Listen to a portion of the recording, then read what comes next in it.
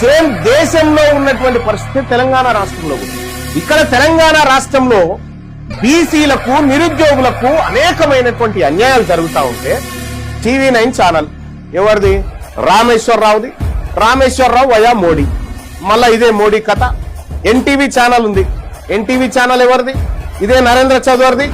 మోడీకి కప్పం కట్టేటోళ్ళు. ఇది ఈటీవీ ఎవరిది? కమ్మవారిది. కమ్మవారు అధికారంలో ఉన్నారు. కమ్మవారు వాళ్ళతో పొత్తులోనే ఉన్నాడు మోడీ తోటి. ఆ తర్వాత ABN ఆంధ్రజ్యోతి, ఇదైతే కుద్దు ఓపెన్ నంగా బరి వార్తల్ని చంద్రబాబు ద్వారా.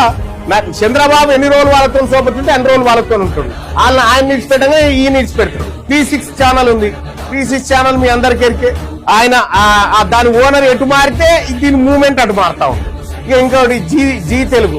ఇంకా మీ జీ తెలుగు అయితే తెలుసు. ఆడ యుద్ధం జరుగుతూ ఉంటే ఇక్కడ కాళేశ్వరం హరీష్ రావు ప్రాజెక్టు మీద ఏందని చర్చ జరుగుతుంది. మీరు రాసి పెట్టుకోండి. అక్కడ యువత మిమ్మల్ని జంతర్ మంతర్ కాడ ఉరికిచ్చారు కదా, ఇక్కడ యువత మిమ్మల్ని తన్నకపోతే అన్నాడు.